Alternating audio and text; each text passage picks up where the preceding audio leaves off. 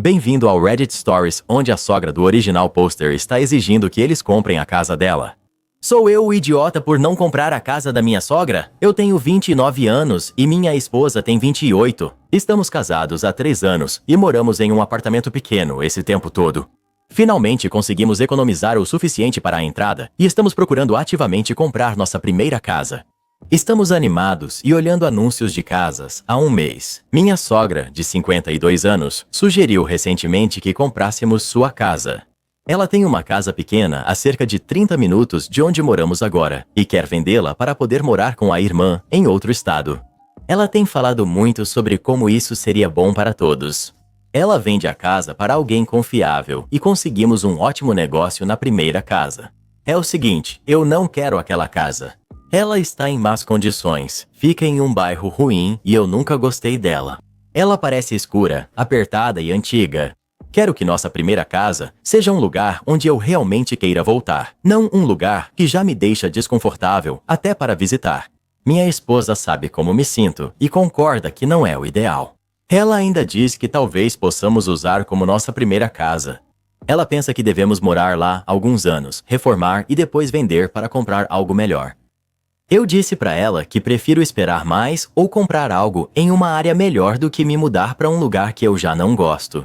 Bem, outro dia à noite, minha sogra veio jantar e começou a falar como se já estivesse tudo certo. Ela falava sobre o que fazer no quintal e como reformar a cozinha. Ela estava animada para morar com a irmã. Tentei ser educado, mas ela não parava.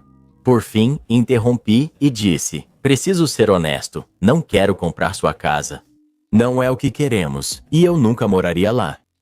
Ela ficou absolutamente chocada, não disse nada, apenas se levantou e foi embora. Minha esposa ficou furiosa e me disse que eu não precisava ser tão duro. Ela disse que eu exagerei e que a envergonhei. A mãe dela, minha sogra, não responde mensagens ou ligações de ninguém. Minha esposa diz que devo pedir desculpas pela forma como falei, mesmo sem querer comprar a casa. Então, Reddit, fui babaca pela forma como agi? Deveria ter ficado quieto por mais tempo? Não foi babaca? Comprar uma casa é uma das maiores decisões financeiras e de estilo de vida que você vai tomar. Não é um favor de família. Você não está recusando uma blusa usada, mas sim assumindo anos de hipoteca e um bairro onde não se sente seguro. Os sentimentos da sua sogra podem ficar magoados, mas isso não significa que você é obrigado a comprar algo que não quer. Mantenha-se firme. Você busca uma casa. Não age por culpa. Você não está errado.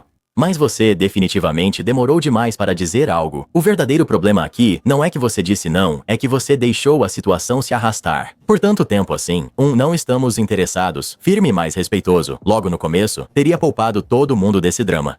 Lição aprendida. Da próxima vez, fale antes que as pessoas comecem a fazer planos para um futuro com o qual você nunca concordou. Algumas pessoas precisam aprender que elas não têm o direito de planejar a sua vida. Uma semana depois, tudo piorou desde meu post. Minha sogra disse à família estendida que somos ingratos e mal educados. E agora um monte de parentes está mandando mensagem para minha esposa perguntando se ela está bem. Aparentemente, minha sogra está dizendo para as pessoas que isso não é só sobre a casa. Ela está dizendo coisas como: você não sabe como ele é sozinho com ela. Insinuando que sou controlador ou agressivo. Isso é completamente falso e é loucura me retratarem como algum tipo de monstro, só porque eu disse que não queria comprar a casa dela. O mais difícil é ver como isso afeta minha esposa, que tem estado muito quieta, ela diz. Ela entende meus motivos, mas dá pra ver que isso a abala. A família dela agora está contra ela, e acho que ela se sente no fogo cruzado. Me sinto mal por ter sido tão direto naquela noite. Mas ao mesmo tempo, eu só estava sendo honesto. Não gritei nem insultei ninguém, só disse a verdade. Eu não sei o que fazer. Sinto que não importa o que eu diga ou como eu diga. Minha sogra já decidiu que eu sou o vilão na história dela, e ela já começou a contar essa versão para todo mundo.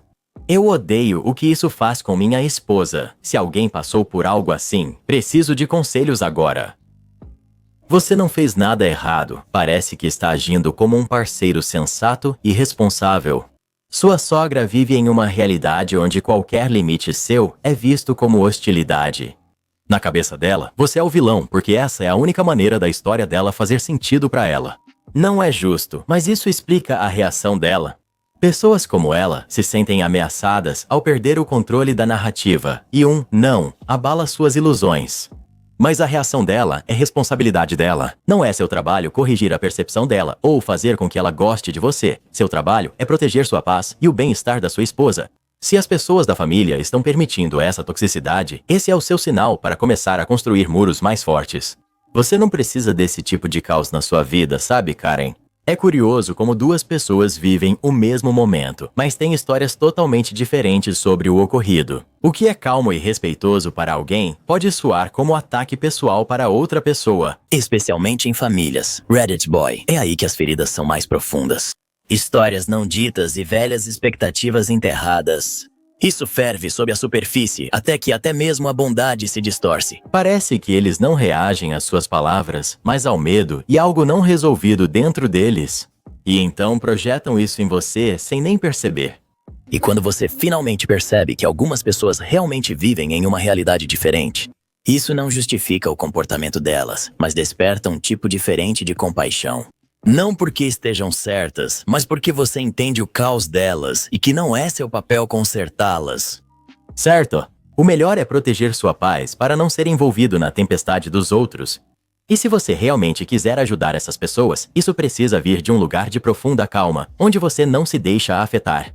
Às vezes, o mais curativo é dizer: eu sei que dói. Eu não estou aqui para consertar você ou te julgar, eu só estou aqui e me importo.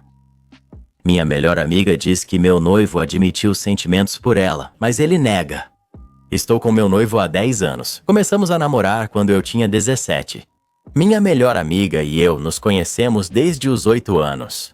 Essas duas pessoas sempre foram constantes na minha vida, e até alguns anos atrás, elas se davam bem o suficiente. Costumávamos sair ou ver filmes em casa, mas tudo mudou após um acidente. Minha melhor amiga me buscou à noite para vermos um filme e tomar drinks na casa dela.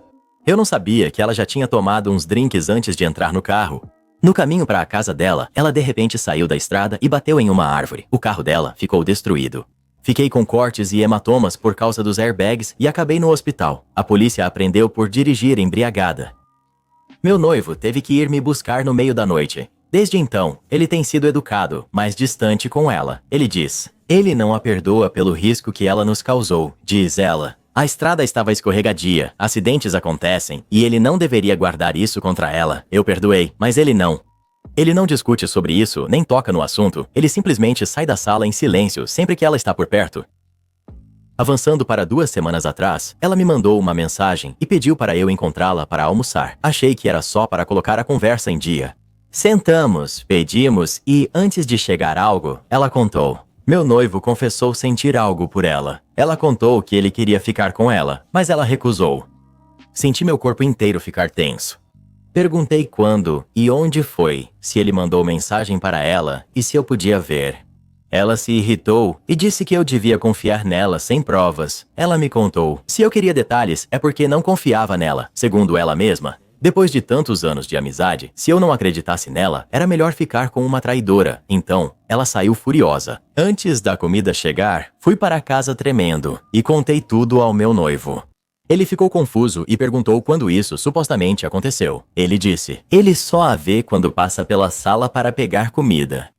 Ele nunca fica sozinho com ela, pois trabalha de casa. Sou eu quem sai para fazer as tarefas porque ele tem asma. Então, ele mal saiu de casa o ano inteiro. Temos câmeras de segurança nas portas. Se ela tivesse vindo, meu celular avisaria. Perguntei se ele tinha mandado mensagem para ela. Ele me entregou o celular sem hesitar e disse para eu verificar tudo o que eu precisasse. Revirei tudo e não achei mensagens, conversas apagadas ou apps estranhos. Eles não são amigos nas redes sociais. Ele tem o número dela salvo porque ela está por perto há anos, mas não havia absolutamente nada entre eles. Ele repetiu a pergunta. Quando ela afirmou, isso aconteceu, não respondi, pois ela se recusou a explicar. Minha cabeça está uma bagunça. Parte de mim se pergunta se ela mentiu, porque sabe que ele não gosta mais dela agora.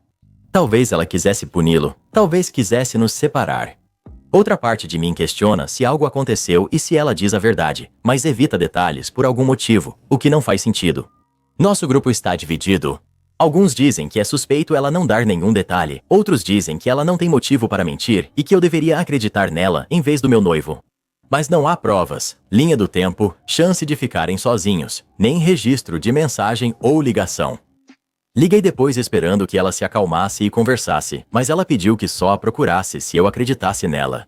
Então, ela desligou. Fico pensando no acidente antes disso. Ela e meu noivo se davam muito bem. Depois, ele se afastou e ela notou como ele estava estranho perto dela. Foi o que disse. Ele estava mal-humorado e distante. Ela ficou amarga porque ele não superou, diferente de mim. Nunca achei que ela tivesse sentimentos ou ressentimentos por ele, mas agora não sei. Tenho me sentido enjoado há dias e não sei como lidar com isso. Se sua amiga dissesse a verdade, te daria detalhes básicos sem se irritar. A maioria das pessoas gostaria que você entendesse o que aconteceu. Ela se fechou assim que você fez perguntas simples, o que já diz muito. 2. Nada na história dela faz sentido. Ele mal a vê.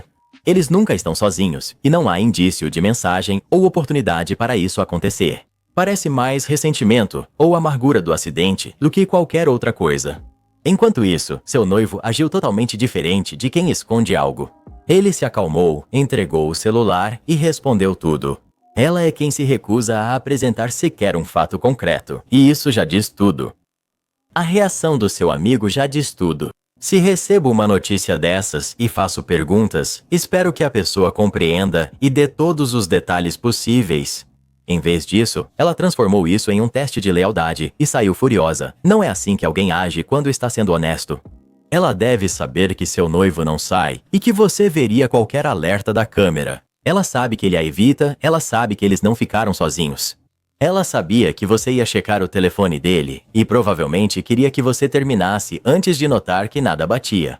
Quaisquer que sejam os motivos dela, ela não está sendo uma amiga agora. Atualização, 3 dias depois.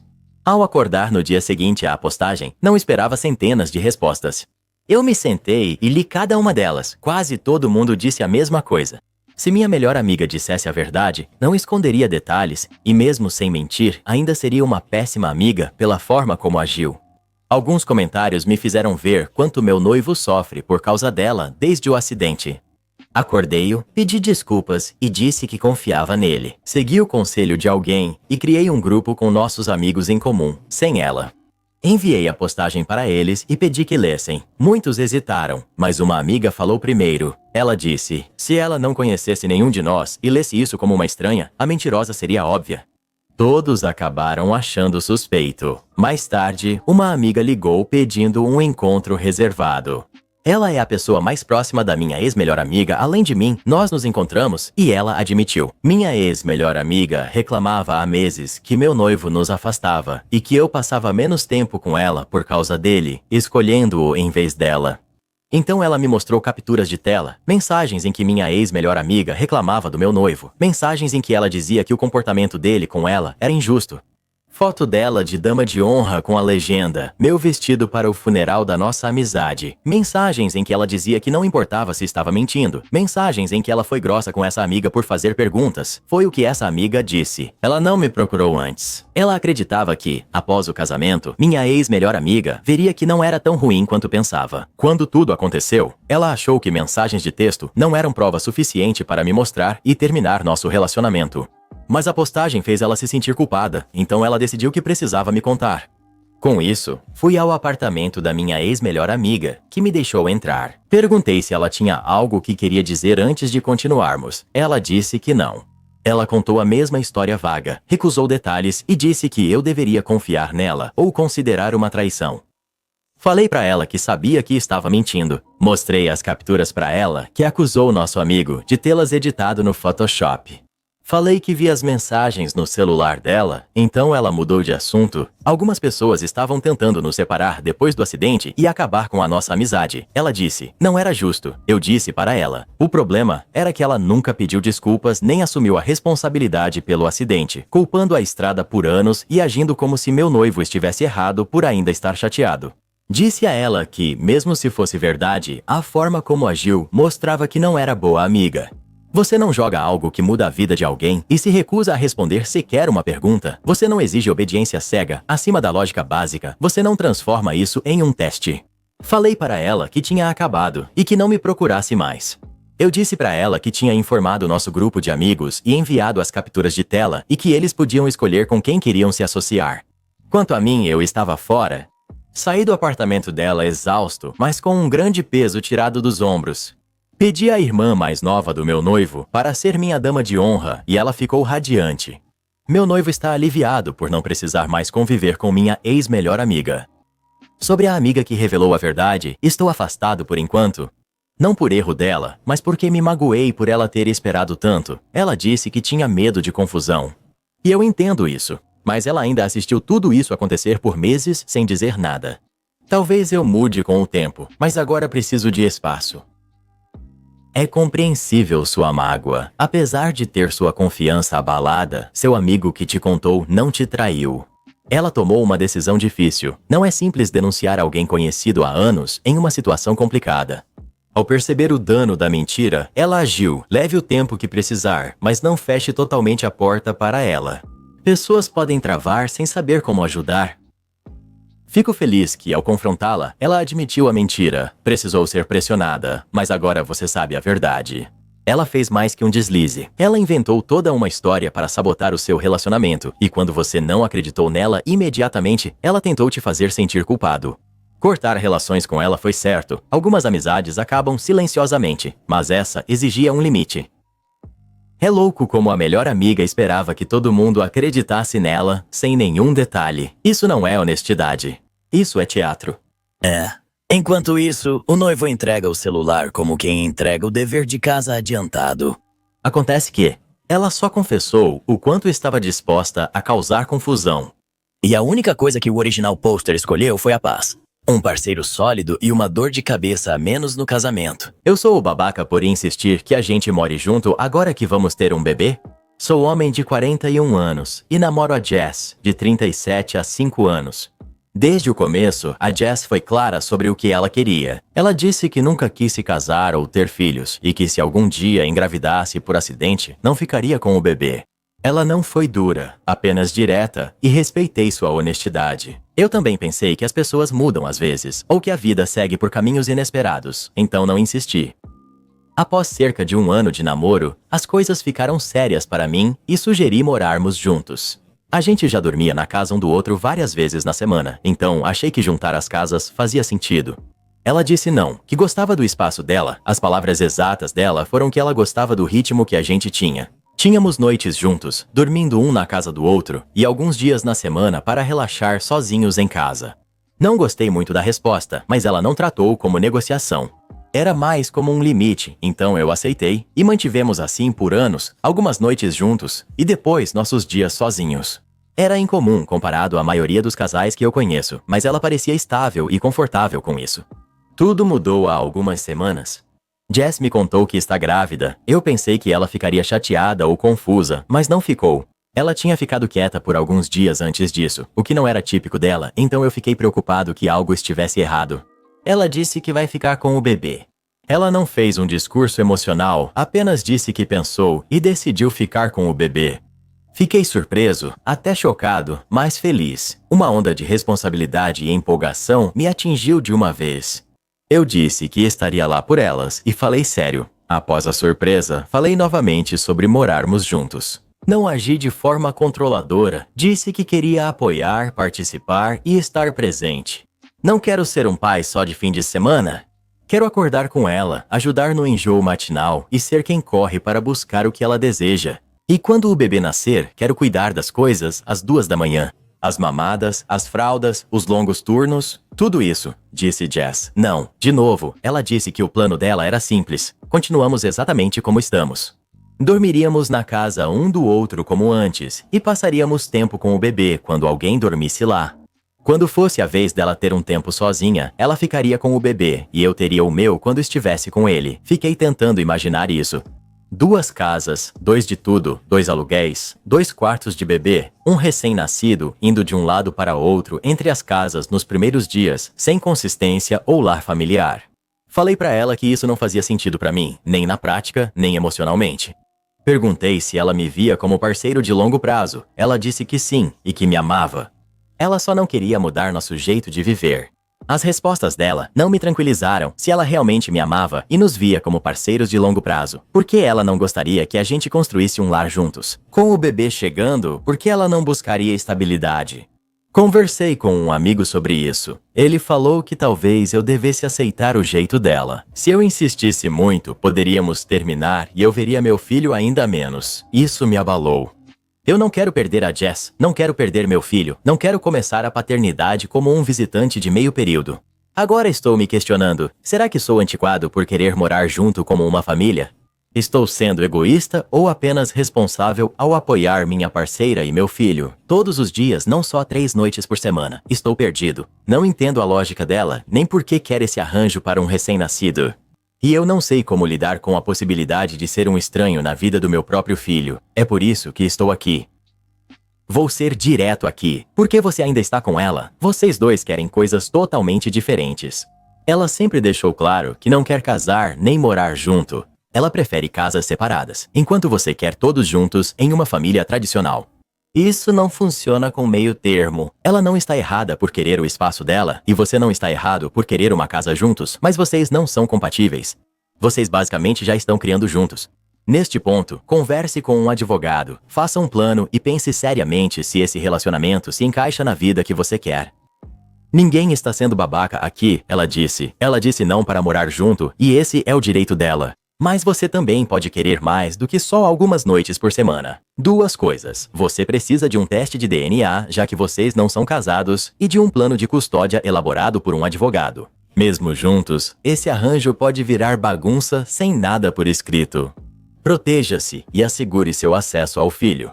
Depois disso, você pode decidir se esse relacionamento ainda funciona para você.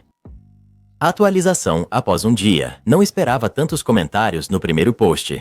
Quem me chamou de imaturo ou disse que ela não quer morar comigo por eu ser um bebê homem pode cair fora para os demais. Obrigado por me incentivarem a investigar isso. Muitos de vocês disseram o mesmo. Sentar com ela e perguntar o que realmente está acontecendo. Foi isso que eu fiz. Nós conversamos ao telefone ontem à noite. Eu não queria mais brigar ou ficar pisando em ovos sobre isso. Falei para ela que precisava saber por que não queria morar junto agora que esperamos um bebê. Eu até sugeri opções que ainda dariam espaço para ela, como um sobrado ou uma casa onde ela pudesse ter o próprio espaço. Mas ela continuava repetindo as mesmas coisas sobre gostar mais da casa dela e precisar de privacidade. Nada disso parecia resposta, então perguntei direto se havia outra pessoa. Eu não estava tentando acusá-la de nada, só precisava que ela fosse honesta comigo. Perguntei se ela estava vendo alguém nos dias dela e se isso tinha algo a ver com isso. Ela não negou, nem hesitou, só disse que não era traição. O que ela faz nos dias pessoais não me diz respeito, pois isso estava no nosso acordo. Eu nem sabia como responder para mim mesmo. Aqueles dias eram para ficar sozinho e se recompor, não para estar com outro cara. Ela insistia que eu entendi errado o acordo e que sempre foi clara sobre não haver comunicação ou perguntas nesses dias. Nunca imaginei que isso envolvia outros relacionamentos. Perguntei se era por isso que ela queria 2 casas e se o outro cara era o pai, e ela respondeu. Ele não era, pois fez vasectomia anos atrás. Mesmo assim, isso não me fez sentir melhor. Eu estava cozinhando para ela, abastecendo a geladeira dela, apoiando ela. Enquanto isso, ela estava vendo outra pessoa regularmente. Ela admitiu que isso já acontecia há 2 ou 3 anos, de vez em quando, e antes disso, tinha outro cara. Falei pra ela que não era o que combinamos, foi o que ela disse. Não fiquei chateado porque ela nunca mentiu. E eu que assumi exclusividade sem promessa dela, foi o que disse pra ela. Relacionamentos não funcionam assim. Não após 5 anos, então disse a ela que terminamos. Falei que consultaria um advogado e pediria teste de paternidade ao nascer o bebê, foi o que ela disse. Provei que não significava o que disse sobre apoiá-la e falei que não devo mais nada a ela. Minha responsabilidade é com o bebê. Se for meu, ela pode buscar apoio do outro parceiro se quiser. Estou bravo, frustrado e envergonhado por não ter percebido isso antes. Achei que nosso arranjo era incomum, mas funcionava para a ansiedade dela e eu a amava o bastante para fazer dar certo. Eu não pensei que ela usava esses dias para sair com outras pessoas. Não acredito que não vi isso chegando. Estou seguindo o conselho que muitos de vocês me deram. Vou procurar um advogado, vou fazer um teste e vou me proteger. A partir daqui, sinto muito que você esteja passando por isso. O que ela está fazendo agora é um exemplo clássico de desvio de atenção. Ela tenta distorcer a situação para te fazer sentir culpado, em vez de assumir o que fez.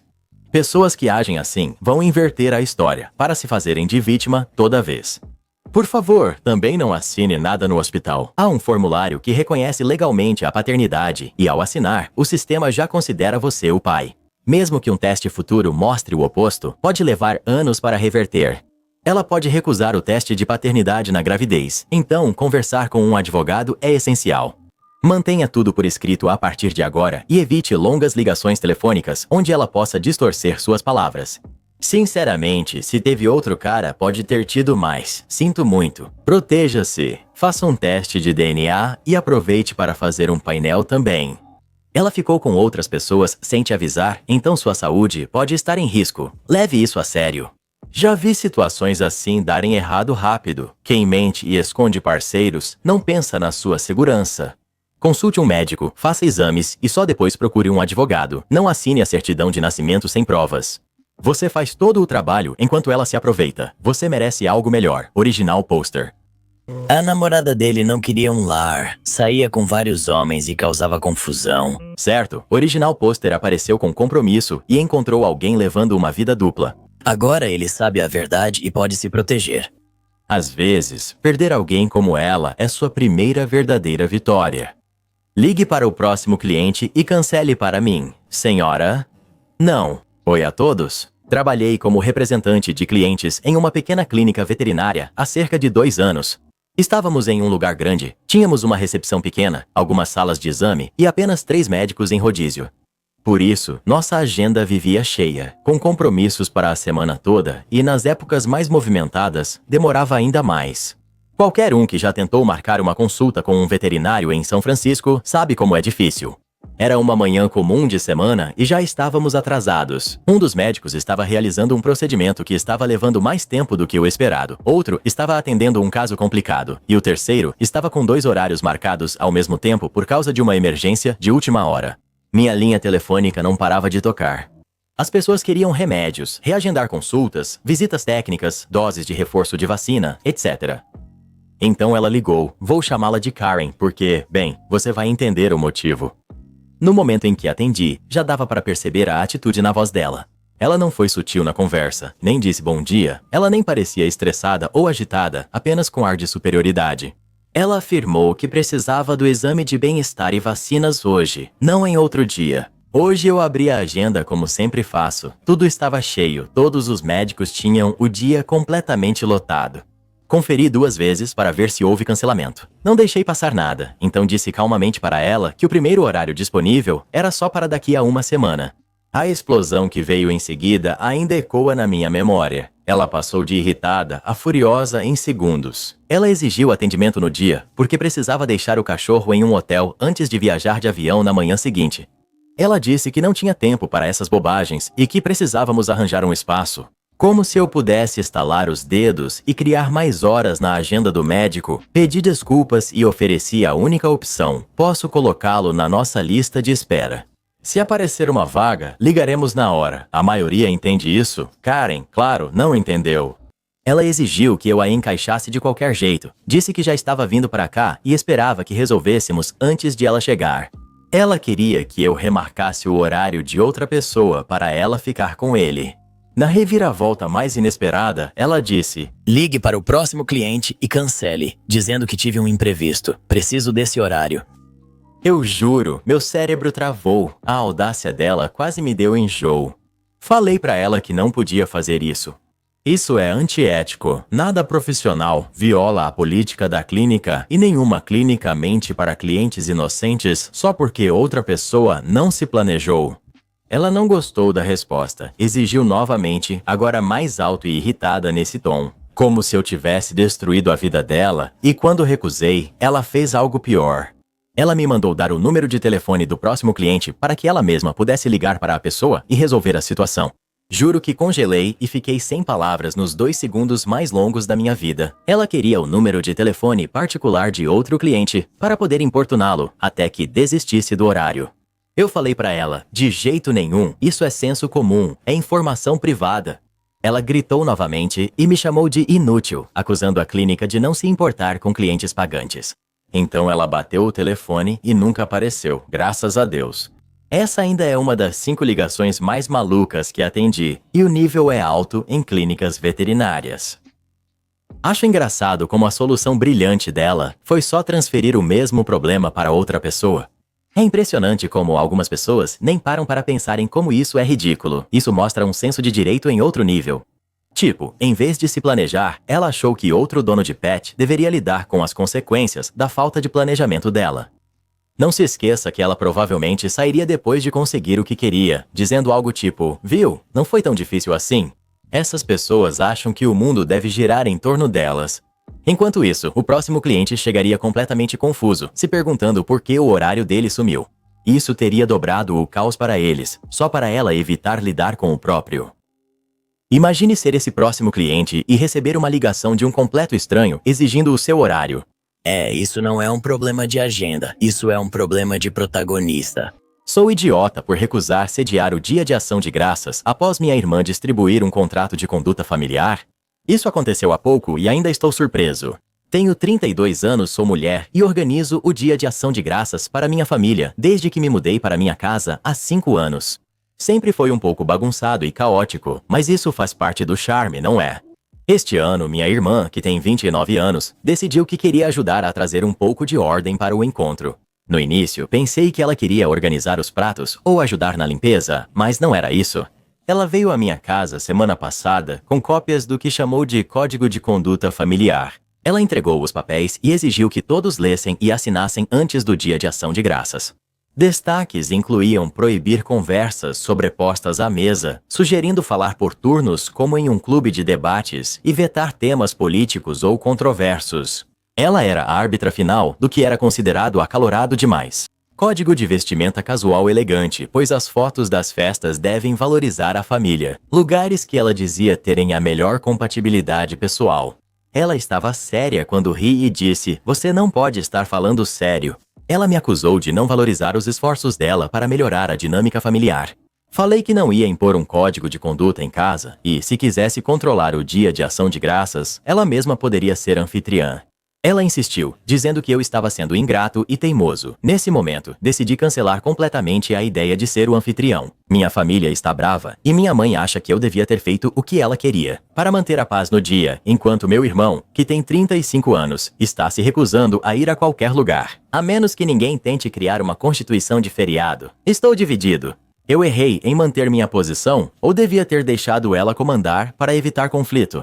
Apenas receba seu irmão e avise que quem aceitar o código de conduta pode participar. A casa da sua irmã, no entanto, você não vai receber. Eu concordo com seu irmão. Isso me faria pular o Dia de Ação de Graças completamente. Você não é o babaca. Se ela quer ser a polícia do Dia de Ação de Graças, ela pode tentar isso na casa dela. Solução simples. Diga a ela que ela está à vontade para não vir à sua casa no Dia de Ação de Graças. Receba os familiares que estiverem dispostos a vir. Não faça algo apenas para manter a paz, isso gera problemas futuros. Se seus pais ficarem chateados e falarem algo, diga que são bem-vindos. Ir para a casa da sua irmã e viver pelas regras dela no feriado, o Dia de Ação de Graças, já é estressante o suficiente, sem regras bobas. Minha sogra só tem uma regra: a comida será servida assim que ficar pronta à tarde. Se atrasar, vai comer as sobras. 2. Proibido falar de religião ou política. 3. As crianças pequenas podem comer nuggets de frango se quiserem. Essas regras evitam confusão. Sinceramente, você é o chato por cancelar, só porque ela está sendo extrema. Por que punir a família toda pela grosseria dela? Por que não punir só a pessoa grosseira? Apenas seja o anfitrião. Diga para ela que ela pode vir ou pode ter um contrato, mas não vai ter os dois na sua casa. Deixe ela perceber como é ser ignorada quando ninguém quiser seguir suas regras. Então, quem você acha que é o chato? Original Poster ou a irmã dela? Por favor, nos conte. Para ser justo, algumas famílias precisam de um código de conduta para os feriados. Se a sua família não precisa disso, considere-se sortudo.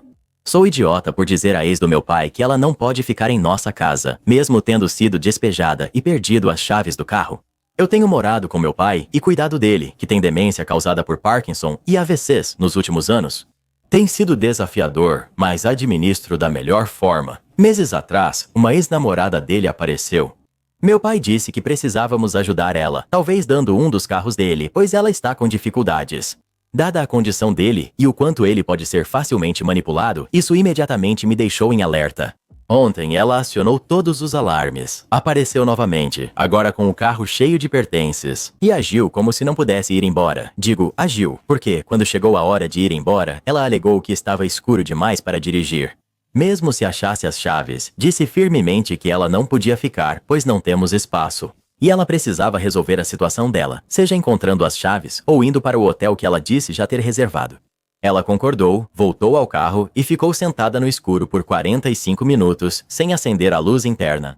Ela voltou e disse que não achou as chaves, e mesmo se achasse, não dirigiria porque estava muito escuro.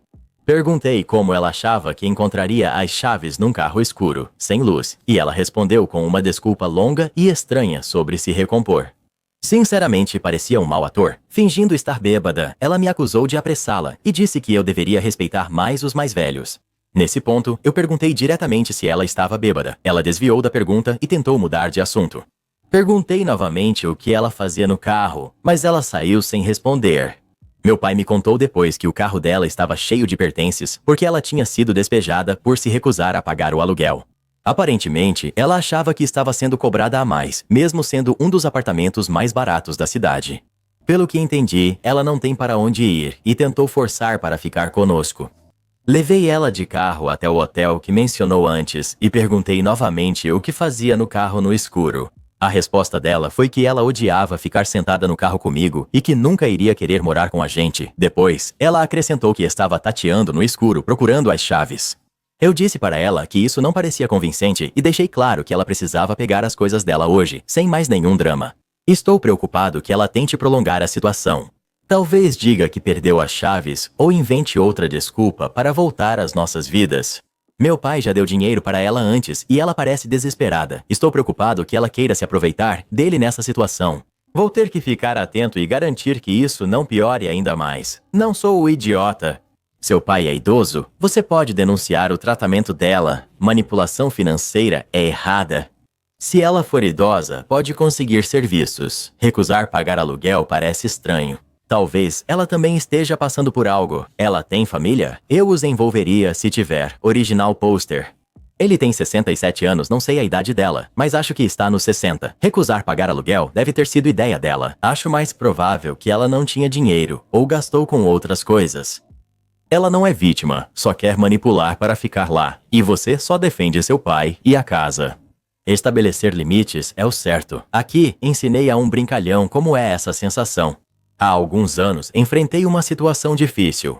Um emprego com moradia não deu certo, me deixando preso em uma cidade estranha, em um estado que eu não conhecia, sem dinheiro e sem um lugar para chamar de lar. Eu estava desesperado. Consegui emprego como garçom em uma lanchonete e um bico limpando à noite.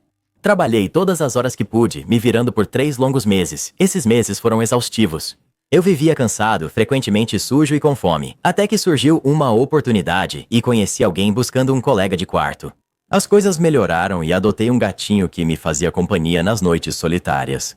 A cidade era próxima de uma área turística, o que atraía turistas perdidos e mantinha as lanchonetes cheias quase sempre. Os domingos, no entanto, eram os piores. Os domingos traziam principalmente os moradores locais que, como regra, não davam gorjeta, sem gorjetas. Muitas vezes eu não tinha dinheiro nem para comer. Um domingo, uma família local deixou o que parecia ser $100 de gorjeta. Fiquei emocionado. A quantia garantiria comida por dias, mas ao pegar notei que era falsa.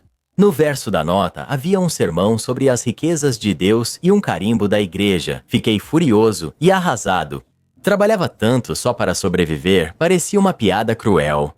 No ano seguinte, essa família virou cliente frequente da lanchonete. Reconheci o homem que havia deixado a nota de 100 falsa. Certa vez, mencionei como me decepcionei ao perceber que não era real. Ele ignorou com um sorriso autossatisfeito e me disse: riquezas e Deus são melhores. Ele nunca deu gorjeta, nenhuma vez sequer. Em setembro, um furacão inundou a lanchonete, que fechou e me deixou desempregado novamente. Sem trabalho para me ocupar, resolvi visitar a igreja. Ao ver a nota falsa de $100 carimbada, decidi descobrir do que se tratava. Comprei um bilhete de loteria de $2 e fui à igreja no domingo. Para minha surpresa, o pastor dos $100 conduzia o culto. A congregação tinha cerca de 30 pessoas, e a igreja sofreu danos na tempestade, incluindo parte do telhado faltando. Apesar de tudo, as pessoas eram gentis. Reconheci vários da lanchonete, embora não soubesse seus nomes antes. Eu não costumava ir à igreja, mas a experiência foi diferente e até comovente quando a cesta de ofertas passou. Coloquei meu bilhete de loteria de $2. O pastor brincou comigo depois, dizendo que nunca tinha recebido um bilhete de loteria na coleta antes. Eu ri e disse que receberia outro na semana seguinte. Talvez Deus te dê sorte, comentei. Ele achou engraçado. Na segunda semana, levei outro bilhete de loteria. O pastor brincou e sorri. Achei uma maneira inofensiva de ajudar. Na terceira semana, resolvi mudar as coisas. Meu irmão já me deu um bilhete de loteria falso como piada. À primeira vista, parecia real, mas era totalmente sem valor. Eu tinha guardado como uma lembrança dele, mas agora tinha uma utilidade para isso. Eu coloquei aquele bilhete falso na cesta de ofertas. Na quarta semana, eu já tinha conseguido um novo emprego em Cincinnati e estava me preparando para deixar a cidade. Fui à igreja uma última vez para me despedir de todos. A congregação tinha sido gentil comigo e eu agradecia o carinho deles durante um momento difícil. Antes de eu ir embora, o pastor me chamou de lado. Ele falou baixo, mas com firmeza, dizendo que o bilhete de loteria falso tinha sido doloroso. Ele contou que se animou achando que conseguiria consertar o telhado da igreja, mas depois viu que era brincadeira. Ele sugeriu que eu refletisse sobre minhas ações a caminho do novo emprego. Olhei nos olhos dele e disse: agora você sabe como eu me senti quando você me deu aquela nota falsa de $100. Dormindo no carro com fome, fui embora sentindo encerramento. Sorri o tempo todo durante a viagem até Cincinnati. Sem dúvida, foi a melhor coisa que já fiz bebendo na porta da minha casa, ser demitido. Anos atrás, eu trabalhava em um escritório no centro, a poucos quarteirões do meu apartamento alugado. Isso tornava mais fácil almoçar em casa, o que eu gostava muito. Era tão bom relaxar no conforto da minha própria casa no meio de um dia de trabalho agitado. Tudo estava perfeito até o verão chegar. O bar ao lado da entrada virou um imã para quem queria uma cerveja ao sol. A entrada do prédio era estreita e às vezes havia alguém sentado na soleira com uma bebida, principalmente nos fins de semana. No começo, não era grande coisa. Eu simplesmente dizia: desculpa, cara, preciso entrar aqui. E eles geralmente pediam desculpa, levantavam e me deixavam passar. No início, era só um pequeno incômodo, até que tudo mudou. Ao chegar para almoçar, encontrei um operário de cerca de 50 anos sentado na soleira da porta. Ele usava colete refletivo, capacete de segurança e segurava meia cerveja na mão. Disse meu habitual: desculpa, cara, esperando que ele saísse. Em vez disso, ele olhou para mim com absoluto desprezo, depois abaixou a cabeça de novo e ficou parado. Não tive opção além de me inclinar sobre ele, destrancar a porta e passar de forma desajeitada. Na hora de voltar ao trabalho, ele continuava lá, agora com outra cerveja, e novamente se recusou a sair. Quando pedi para passar, no dia seguinte, aconteceu de novo e ele resmungou: idiota, enquanto eu passava. Eu fiquei absolutamente furioso. Dia após dia, esse cara arruinava minha rotina de almoço, que era tranquila até então.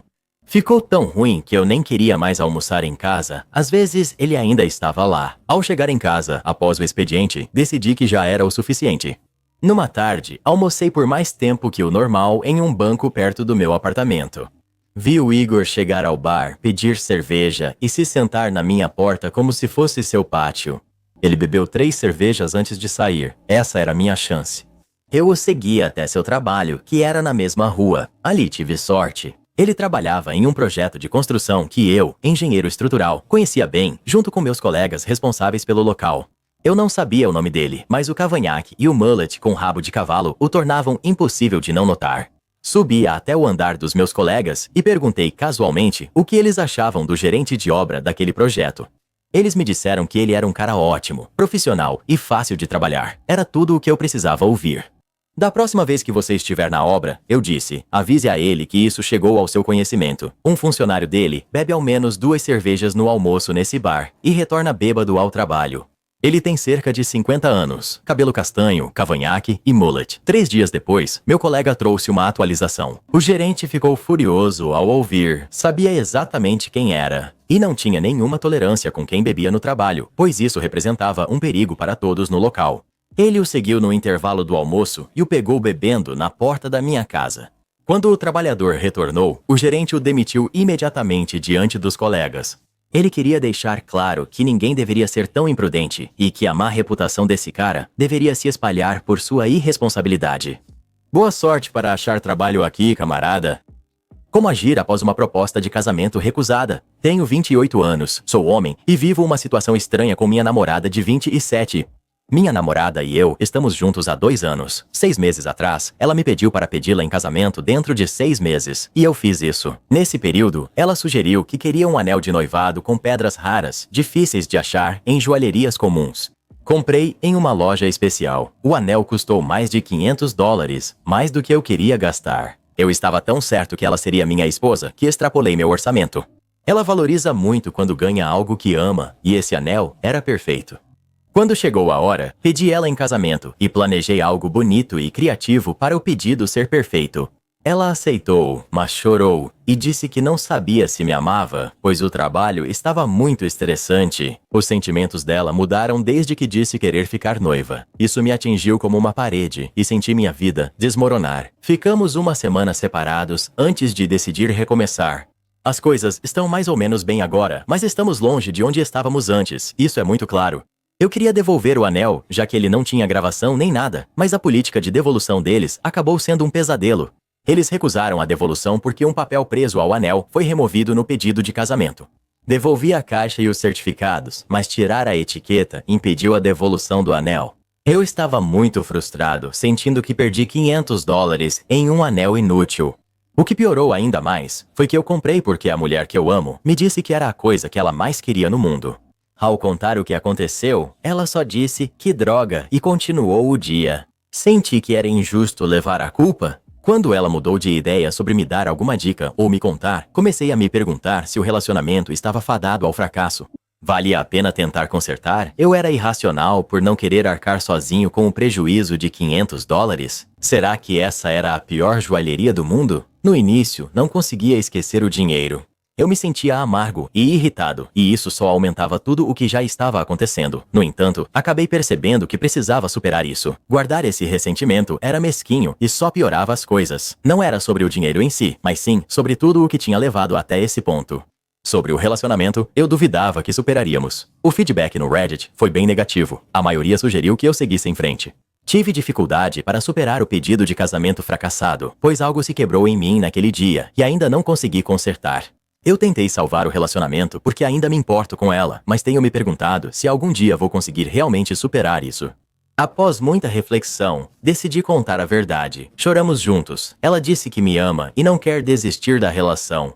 Disse a ela que estou deprimido e não superei o que aconteceu. Ela falou que não controlava os sentimentos, mas agora sabe que me ama. Pedi que ela voltasse a morar com os pais em dezembro. Enquanto reflito, ela disse para eu levar o tempo que precisar.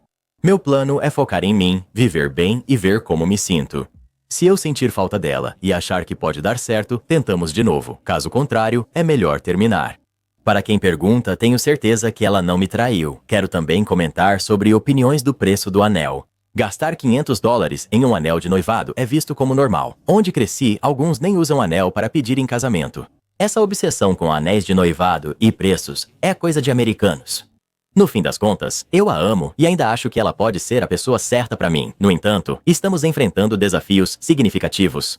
Ao invés de desistir, decidimos enfrentar juntos. Para quem tem problemas de relacionamento, recomendo evitar o Reddit. Muitos aqui são tão amargos que querem destruir os relacionamentos alheios. Apesar de bons conselhos de pessoas solidárias, a negatividade pode ser esmagadora. Sou grato àqueles que me incentivaram a refletir sobre meus sentimentos e que ofereceram palavras gentis. Só penhore o anel. $500 não valem o preço de casar com a pessoa errada. Estresse no trabalho não faz alguém deixar de sentir algo por outra pessoa. Procure outro lugar para morar. Acho que você desconta sua raiva e decepção no valor do anel. Você não quer sobrecarregar sua namorada. Seu foco está mais no dinheiro do que em consertar o relacionamento, o que é confuso. Uma proposta rejeitada acabaria com o meu relacionamento. Você pode revender o anel, mas o ressentimento e a falta de comunicação dela não são um bom sinal. Bem, quem você acha que é o babaca, original poster ou a namorada dele? Por favor, nos conte. Tenho estado estressado com o trabalho. Reddit Boy, não sei se ainda te amo. Só sendo honesto. Sou o babaca por chamar a esposa do meu pai de analfabeta por suspeitar disso? Tenho 26 anos, sou mulher. Meu pai, de 50 anos, mora com Anne, de 55, há 15 anos. Anne teve uma infância difícil e triste, com pais viciados, passando por lares adotivos e sem concluir o ensino médio. Nunca fomos muito próximos. Recentemente, meu pai machucou as costas e disse que estaria de licença médica paga por um mês. Mas minha avó depois me contou que ele só tinha tirado 2 semanas de folga usando os dias de licença médica restantes e o banco de horas, e mesmo ainda sentindo muita dor, ele voltou ao trabalho depois dessas 2 semanas. Pouco depois, ao visitá-lo, o confrontei sobre a mentira. Ele disse que Ana estava cuidando da papelada do Family and Medical Leave Act dele e que não era para nos preocuparmos. Durante a conversa, Ana saiu e pediu para eu esquecer. Ela fez um comentário mais ou menos assim: Você não é o único que sabe fazer isso, eu prometo. Preenche formulários antes de você nascer. Há uma suspeita antiga na família do meu pai de que Anne seja quase analfabeta, mas ninguém comenta isso na presença dela. As postagens e mensagens dela no Facebook costumam ter muitos erros, parecendo escritas por quem aprende a soletrar. Por exemplo, nosso, que em inglês é our, ela sempre escreve como are, e great vira grat. Percebi que ela usa principalmente o recurso de digitação por voz no celular e pede para a Siri ler as mensagens dela. Meu irmão adolescente se meteu em encrenca com nossa avó ao pedir para Anne ler um cartão de aniversário em voz alta, deixando-a constrangida. Ela o chamou de idiota por isso. Não somos próximos, então não sei se ela é analfabeta, mas essa suspeita existe há tempos. 2 semanas depois, liguei sobre o Family and Medical Leave Act. Meu pai disse que estava melhor e resolveu seguir trabalhando. Eu sabia que ele ainda não estava bem, pois estava curvado quando o vi pela última vez. Pedi uma atualização diretamente a Anne, mas ela disse que não era da minha conta. Se estivéssemos preocupados, deveríamos só dar dinheiro para eles ficarem em casa. Esse comentário me irritou. Explodi e disse que não deveria demorar um mês para preencher formulários. Você sabe que é analfabeta, então me deixe fazer a papelada. Depois disso, desligaram e meu pai não falou mais comigo. Me sinto mal por ter usado as dificuldades dela como insulto, pois sei que isso deve ser uma grande insegurança para ela. A falta de urgência dela com a saúde do meu pai e a situação financeira me deixou furioso. Achei que a sinceridade era justificada, mas agora estou me perguntando se fui longe demais. Será que eu fui o idiota? Você é o idiota. Sinceramente, não vejo por que seu pai não pode preencher os próprios formulários, ou por que vocês dois parecem acreditar que é responsabilidade da Anne fazer isso por ele. Se ele prefere trabalhar a sentar e preencher um formulário, essa é uma escolha dele. Se você acha que a Anne precisa de ajuda, pode oferecer facilmente sem insultá-la. Espere, deixe-me entender direito. Seu pai precisa que a papelada do Family and Medical Leave Act seja preenchida para o trabalho devido à lesão. Seu pai não é analfabeto funcional, pois saberia e consegue preencher os formulários sozinho. Provavelmente bem mais fácil do que para Ana, se ela for analfabeta. Mas seu pai não está preenchendo os formulários porque não quer lidar com as próprias responsabilidades de adulto. Mas, de alguma forma, isso é culpa da Ana. Entendi direito? Você é o idiota. Isso foi um insulto desagradável, e você ainda absolve seu pai enquanto culpa a esposa dele por não fazer os formulários que ele deveria fazer. Faça melhor. Eu sou o idiota por estragar as festas. Devido ao fato de colocarmos nossa mãe em cuidados de longa duração, eu, de 28 anos, homem, tenho 2 irmãos, Theo, que tem 35, e Abigail, que tem 38. Nossa mãe teve um derrame em 2019, e nosso pai faleceu no início de 2021. Desde então, eu tenho sido o responsável por cuidar da nossa mãe. Cheguei até a largar meu programa de pós-graduação para isso. Desde janeiro, nossa mãe ficou mais estressada e com memória pior. Tenho passado noites sem dormir e me sinto exausto nesse período. Meus irmãos não ajudaram, pois têm suas famílias e vidas. E a responsabilidade caiu sobre mim porque eu já estava morando com nossos pais no apartamento deles em Nova York enquanto estudava lá. Todo ano, eu levava nossa mãe à Virgínia para ver meus irmãos e netos dela. Em fevereiro, encontrei um lugar para nossa mãe onde ela poderia receber cuidados mais consistentes. Avisei Theo e Abby e eles não se opuseram na ocasião. Com os feriados chegando, eles perguntam se vou levar a mamãe para a Virgínia este ano. Disse que não, mas deixei claro que poderiam levá-la se quisessem e garanti que estavam na lista de pessoas autorizadas para isso. Ambos me disseram que seria complicado demais para eles lidarem com isso. Respondi que era uma pena, mas eu não estaria disponível porque iria sair de férias. Nesse momento, comecei a receber mensagens deles e de outros parentes me chamando de egoísta e insensível por não levar nossa mãe às festas de fim de ano. Frustrado, descontei no Theo, que vai receber o Dia de Ação de Graças este ano, e disse que ele não podia me chamar de egoísta. Cuidei da mamãe após o derrame e também quando o papai faleceu. Fui eu quem enfrentou as noites sem dormir, as confusões, surtos e consultas médicas dela. Fui eu que consegui o Medicaid para ela e pausei minha vida para isso. Eles só viam o lado bom da mamãe nos surtos, mas fui eu que lidei com eles. Lembrei ao Theo que ele e a Abby nem se ofereceram para ajudar a planejar o funeral do nosso pai. Eles me deixaram para lidar com tudo, disse Theo. Ele afirmou que não percebeu que eu precisava de ajuda e achou que eu tinha tudo sob controle. Eu deveria ter pedido. Isso me irritou muito. Falei que não deveria precisar pedir. Eu tinha apenas 23 anos quando a mãe teve o derrame e 25 quando o pai faleceu. Deveria ter sido óbvio. Eu estava muito estressado, tentando lidar com tudo na hora. Falei para ele: tudo bem, vou perguntar, mas você pode buscar a mãe para ela passar o dia de ação de graças com você. Eu pago a passagem. Ele imediatamente inventou desculpas, dizendo que era muito em cima da hora. Então eu falei: tá bom, e o Natal? Ele inventou outra desculpa. Nesse momento, eu perdi a paciência. Eu disse para ele: é exatamente por isso que eu não pedi ajuda. Você e a Abby sempre arrumam alguma desculpa para escapar disso. Vocês dois sempre foram assim. Carreguei tudo sozinho enquanto eles fugiam da responsabilidade e ainda têm coragem de me criticar. Ao impor um limite, não fui o idiota. Como profissional de cuidados de longa duração, você agiu certo. Há muito esgotamento entre cuidadores. Somos treinados para lidar com residentes, explosões e demência. Sentimos alívio. Podemos trocar de turno e nos afastar. É incrível ver a mudança em algumas famílias. Quando cuidamos do ente querido deles, sentem grande alívio e conseguem pensar em si mesmos. Seus irmãos são péssimos. Na minha opinião, eles são o pior tipo de pessoa. Recusam-se a reconhecer o estresse do familiar e demonizam colocar um ente querido em cuidados de longa duração. Meu novo vizinho está exigindo que eu mude o nome do meu cachorro. Tenho 36 anos, sou homem e dono da cachorra Charlotte, de 6 anos. Eu moro em um subúrbio de classe média baixa, em uma parte não especificada dos Estados Unidos da América. Já moro aqui há cerca de 1 ano. Deixo a Charlotte sair para suas necessidades 5 ou 6 vezes ao dia, sempre com a mesma rotina. Abro a porta dos fundos. Charlotte sai para fazer suas necessidades e patrulhar o quintal, e geralmente não retorna. Chamei o nome dela pela janela. Há 1 ou 2 semanas, novos vizinhos se mudaram para o beco atrás da minha casa. Eu não tinha nenhuma intenção de interagir com eles, exceto hoje, quando eu estava executando a última etapa do protocolo de banheiro da Charlotte mencionado anteriormente. Chamei o nome dela ao colocar a cabeça para fora, mas desta vez, junto com os sons familiares da minha cachorra correndo, havia uma voz adulta gritando algo como: "Por que você está chamando minha filha?" No início, pensei que fossem apenas meus novos vizinhos discutindo, até que minutos depois, ouvi fortes batidas na minha porta. Abri a porta e vi uma mulher furiosa me encarando. Ela disse algo como: "Por que você está chamando minha filha?" E eu respondi: "O nome da sua filha é Charlotte." E ela continuou me encarando com raiva. Sem resposta, completei: "Charlotte é minha cachorra", que revirou os olhos e disse: "Melhor mudar o nome dela.